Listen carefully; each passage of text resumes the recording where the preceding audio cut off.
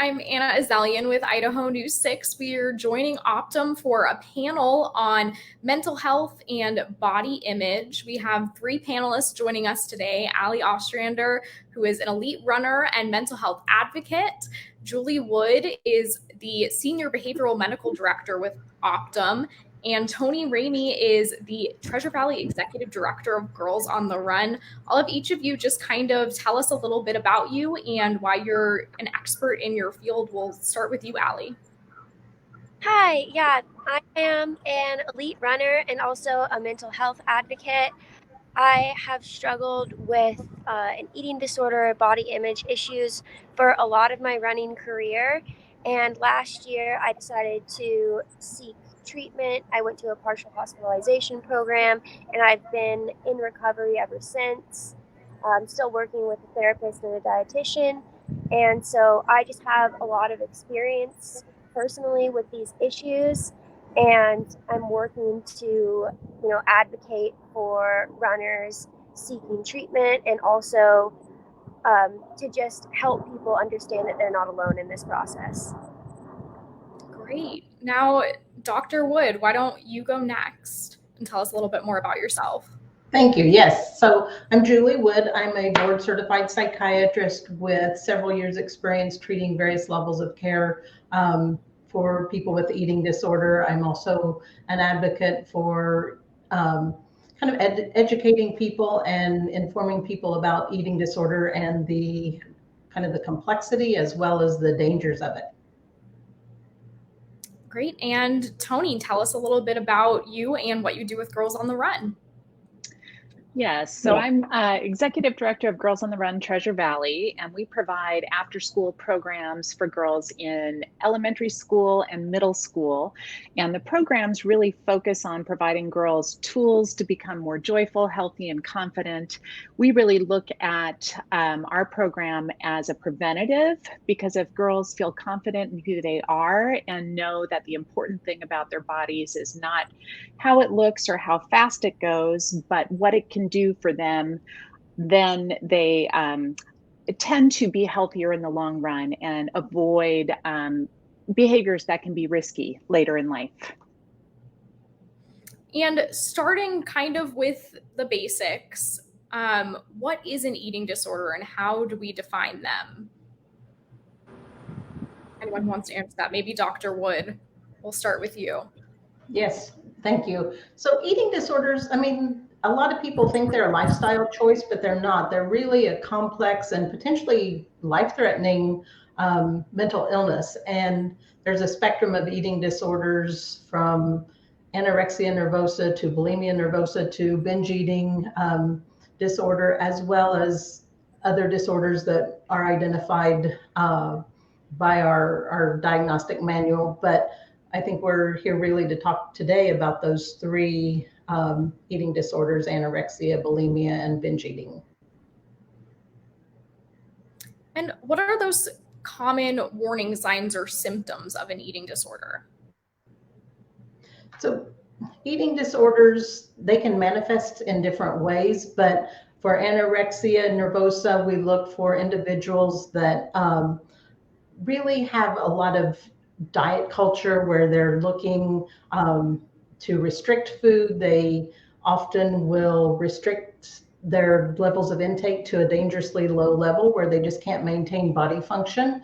Some warning signs may be excessive dieting, excessive weight loss, food rituals where people will just push food around their plate but not really eat. As far as binge eating disorder and bulimia nervosa, both of these disorders involve eating large quantities of food in very short amount of time. People with bulimia nervosa will eat a large amount of food in a short amount of time, but they also have those same kind of fears of gaining weight and being really just kind of disgusted with themselves. They don't like the fact that the way they look, so they have kind of distorted body image issues as well. But they also will compensate those eating behaviors and those binge eating episodes with purging exercises. So that may be self-induced vomiting. It may be through the use of excessive like diet aids, laxatives, and other forms of like exercise, maybe to get rid of excessive calories. And then those with binge eating disorder will eat excessive amounts of food in a very short amount of time. They feel really guilty and disgusted by that. And all of these eating disorders can lead to very complex medical problems. And Dr. Wood, is there a specific group that's most at risk for eating disorders?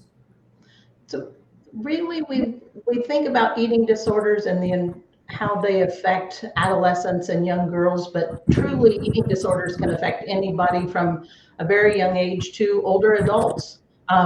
There's no prevalence for race or culturally, people with different cultural backgrounds.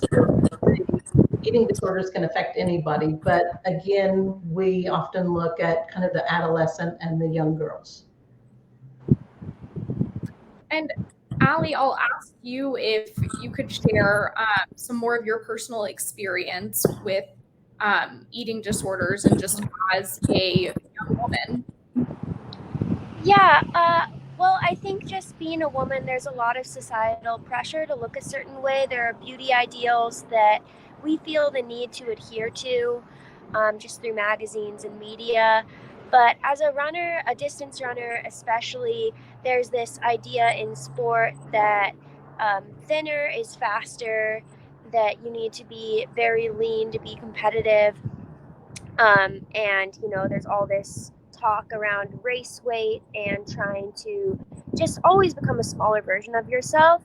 And it's almost ingrained as a distance runner to think that you need to do that in order to be your best. And, if you're not trying to be smaller, then you're just not dedicated. But it can actually be incredibly harmful.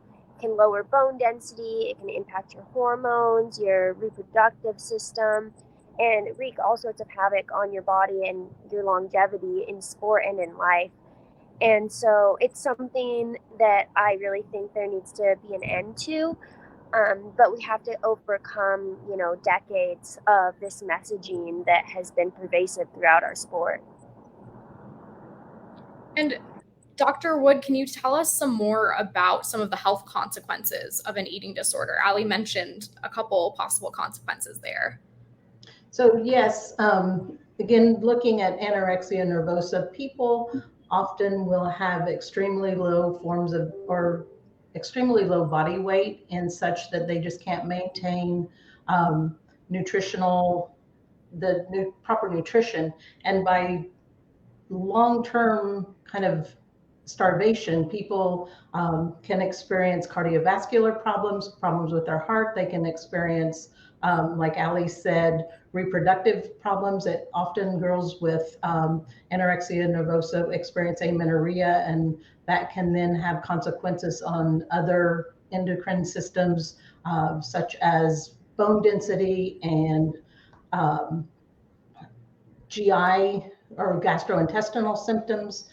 Individuals with bulimia nervosa, with the chronic vomiting and or use of laxatives and other diet aids or diet pills, they can experience a lot of imbalance in their just general homeostasis through vomiting. They can have also cardiovascular issues and just long-term health consequences through the chronic vomiting. Individuals with bulimia or with binge eating disorder can experience a lot of problems related to obesity, diabetes, other health related problems, high blood pressure, those types of things. So there's a lot of physical components, but talking about kind of the mental aspect of eating disorders, is there a link between other mental illnesses and eating disorders?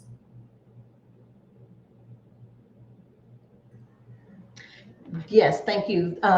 There's certainly an association with anxiety disorders, with depression, other addictions. A lot of times eating disorder is when people start to experience an eating disorder, it's a form of control for them. And unfortunately, at points that eating disorder then takes control of their lives. And so it can be similar to other addictions where people may actually crave foods, and then the compensatory um, methods to get rid of that food or those calories. People can crave just wanting to not eat, but it's more complex than just me choosing not to eat. It's that kind of emotional strain and stress that really make it difficult for people to eat. And so there is a lot of co-occurring mental illnesses and substance use with all eating disorders. I'll open this next question up to all three of our panelists here. How do we prevent eating disorders? What might that look like? Well, I could start out. I think that a huge part of this is raising awareness of the risks and also of the warning signs. I think that when I was growing up, I really had no idea what an eating disorder was, or what some of the consequences of that were. And unfortunately, I didn't realize until I was pretty deep into my eating disorder what a danger it was to my overall health and well-being. And if we can give people that awareness at an earlier age, give parents that awareness, coaches, teachers, other role models and figures, then hopefully we can help kind of start more of a preventative approach instead of always just treating the issue once it's already developed. Absolutely. Our program really tries to emphasize with girls at 8, 9, and 10 that you don't always have to adhere to what the media is telling you in terms of how you should look. And in fact, what's important about your body is your overall health, and that includes physical health, mental health, emotional health. And having supportive relationships around you can really give girls a lot of self confidence. And eating disorders in young girls, especially, sometimes manifest out of a lack of control. And so our program really gives girls tools to be able to understand their emotions, be able to advocate for what they need, how to surround themselves with healthy relationships, and how to deal with the pressures that come from outside, like social media. And again, emphasizes that the important thing about their physical self is what their bodies do for them. And we praise effort rather than time or competition. We're about accomplishing personal goals, and those sorts of things that you surround girls with can really give them the self-confidence to be able to resist some of the negative influences of peer pressure. I also want to just add kind of educating professionals, because a lot of times professionals don't understand. It's the diagnostic criteria are there, but we don't always look at them. And again, because we value a lot of times inappropriately the weight. And so therefore people with binge eating disorder are far less diagnosed than somebody with extreme anorexia or bulimia nervosa, because we don't look at that. We push that kind of, you need to lose weight. And so a lot of times, just again, educating our professionals as well. We know that about 13% of adolescent girls with an eating disorder actually receive treatment. So things like we're doing today and bringing that awareness to the public can make a big difference. And for anyone who might be struggling with an eating disorder, what does treatment look like? Well, I mean, for me personally, treatment has had a couple of different forms. I originally started out working with a therapist, and then that just wasn't quite enough support for me. I think a higher level of accountability was needed. So I went to a treatment center, and that was, being in person 10 hours a day with, other people going through treatment, as well as therapists, dietitians, psychiatrists, all of that. Um, and then after leaving that treatment center, I'm now working with an outpatient team of a therapist and a dietitian, as well as a medical doctor, and that's pretty standard. It's definitely a multidisciplinary team that's required. So, Allie, how did you go about finding the treatment that was right for you personally? Well, so I had a sports doctor, and she really recommended that I go to treatment, and just felt like a higher level of care was required for me to be able to continue running throughout the rest of my life, and also just to, get the best care for myself and make sure that my health was prioritized. So really, it was her that pushed me to do that, because it's definitely a big step and something I think I would have struggled to do on my own. Yeah, I think Allie really hit the nail on the head when she talked about the multidisciplinary team. And really, that can be at any level of care, including a dietitian that understands eating disorders. It's not just about kind of adding that weight back on, it's much more complex than that. And that's where the therapy comes in, often family therapy, as well as a psychiatrist or a mental health professional. Potentially, depending on the diagnosis, offering medications, and if there's or anxiety or depression, looking at treating those as well. But then also, again, that medical doctor, the internist that looks at a lot of the medical complications associated with eating disorders.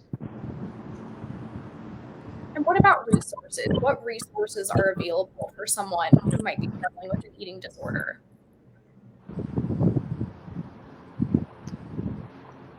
Well, there are a lot of resources online. There's the National Eating Disorder Awareness website, NEDA.org, that has tons of great links, lots of articles and research included there, as well as helplines. So that would really be the number one resource that I would recommend. Optum has a helpline, a crisis line that people can call. We treat individuals at different levels of care for eating disorder. So you can reach out to your doctor, and also ask for resources. The National Institute of Mental Health have resources, as well as associations, the National Association for Anorexia Nervosa and Associated Disorders. There are a number of online resources out there to help educate and just bring awareness, what to look for, the signs and symptoms, and how to help somebody, how to initiate that conversation with somebody that you think is struggling. And talking about education, what are some common misconceptions that people have about eating disorders? Well, I think a huge one is people overemphasize the appearance and what that means for having an eating disorder. There's an idea in society of what an eating disorder looks like, and that's, an emaciated body, someone that won't eat anything, and that just isn't true. Walking into the treatment facility that I was at, everyone has severe eating disorders, but really going in, you might think you were in the waiting room at the dentist. There isn't one specific look that was pervasive throughout that facility. Everyone had varying body shapes, sizes, and just multifaceted eating disorders that weren't as simple as just not eating. And so I think that that's a huge thing. The size is overemphasized, and that I think is harmful for the diagnosis and treatment of eating disorders. Yeah. In our program, we talk about the fact that, rigidity is not beneficial, that food is fuel for your body, but it can also be pleasurable, and eating healthy most of the time is important, but the occasional treat is okay too. So we really just try and kind of emphasize the old saw of moderation with the girls. Because that can avoid some of the control and the rigid thinking around food, which can be problematic. And I'm sure rigid thinking, like you're saying, is a big thing. But what are some other possible triggers or contributing factors for someone developing an eating disorder? We know that eating disorders, there's a family component. A lot of times individuals with eating disorder, it runs in the family, so there's strong genetic component. But then again, as we talked about, childhood mental illnesses such as anxiety or obsessive compulsive disorder may drive that.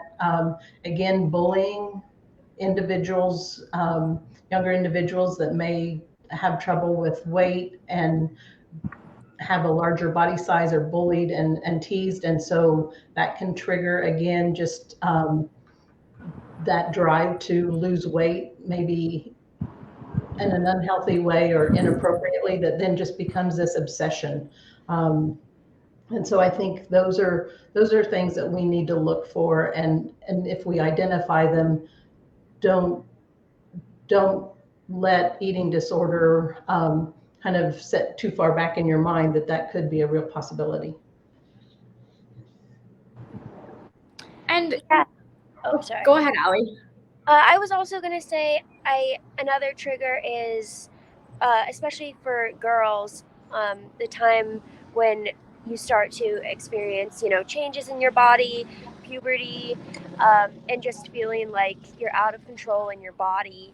And so wanting to gain that control back by having rigidity in your eating patterns.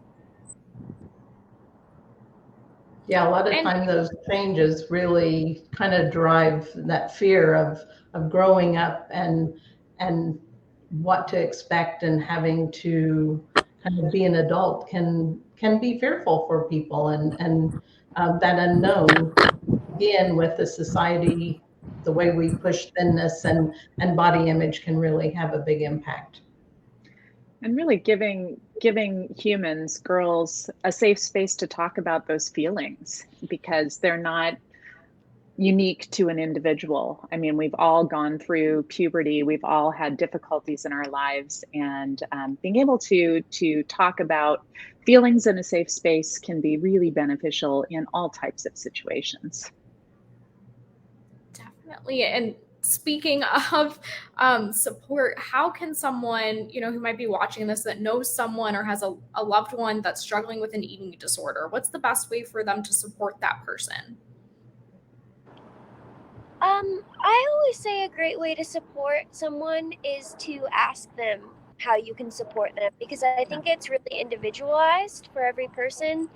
But some of the ways that you could help support them are just hearing them out, talking to them, asking them to eat meals with you, maybe cooking a meal with them, sitting with them through it.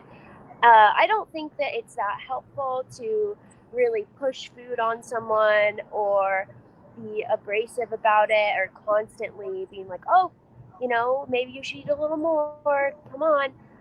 But I think really just being there for someone through the whole process and supporting them in whatever way they find the most helpful.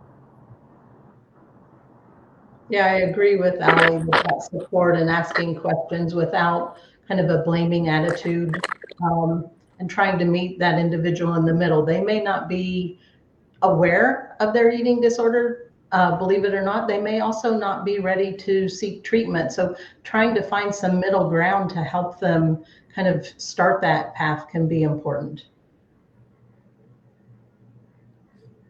And Allie, you gave some examples of some things not to say, but what are some other examples of things that are helpful to say and things that are not helpful to say to someone that's struggling with an eating disorder? So I think I'll start with the unhelpful, I guess. Making any sort of comment related to body or size, or having judgmental comments about food on either end of the spectrum really isn't helpful. Even comments that seem harmless, like you look healthy, you look strong, you look better than you used to, or any of that.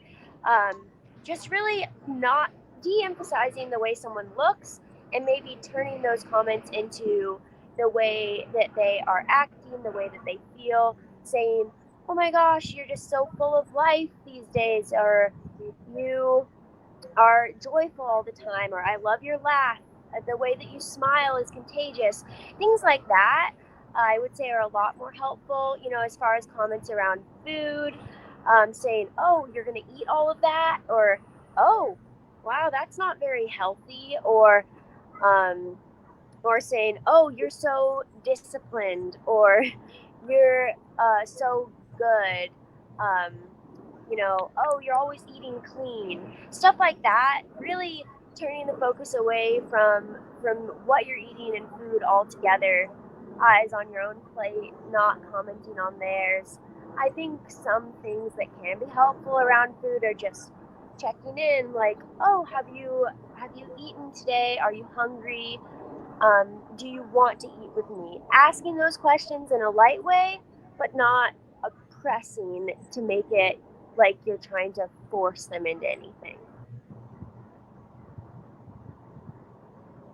Yeah, you can use I statements like I'm concerned or I'm worried. I wonder if I can help you. Kind of how you're feeling, not so much pointing the you kind of approach. Just can often be a good instigator of just conversation. Yeah. Simple questions like, how are you doing today? Tell me what's going on in your life. How are you feeling? Great. And early intervention, why is that so important? Maybe starting with you, Dr. Wood. Because again, the consequences, eating disorders are one of the deadliest mental illnesses. They're only surpassed recently by deaths related to opioids. And so they do have a serious consequences. And in addition to the medical complications, eating disorders have a high suicide risk. And so by intervening early, hopefully we can kind of help people understand the consequences of it, help them kind of what's driving that eating disorder, what's behind it. Maybe again, that anxiety, the bullying, the trauma hasn't been adequately addressed. And so by addressing that, which is truly the driving factor for the eating disorder, it's not just as eating disorder stands alone. Generally, it's more that understanding. And then we can, by intervening early, we can decrease some of those serious consequences and bad outcomes.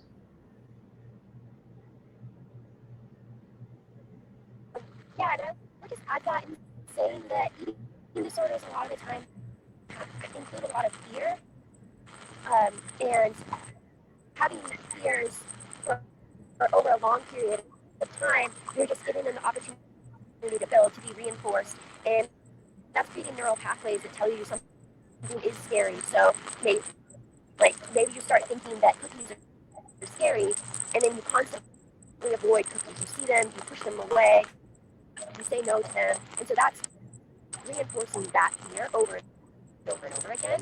And so the longer that an eating disorder persists, the more those fears are reinforced and the harder they are to overcome.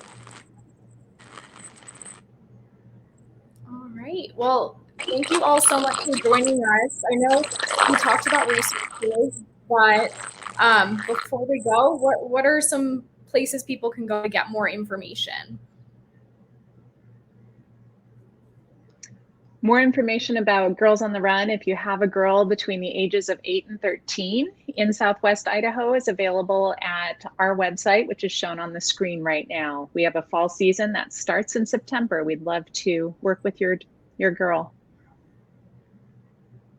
Great. And then what about some eating disorder awareness resources? I know we mentioned them earlier, but just one more mention so it's all right here that people can easily go to these links. These websites. The National Eating Disorder Association is a good resource, reputable resource. The National Institute on Mental Illness related to eating disorder is a great resource. NAMI is a good resource. They can guide you. And then, again, the Optum crisis line, you can call that and ask questions, get help if you need to. Great. Well, thank you all again so much for joining us and sharing all of your expertise. Thank you. Thank you.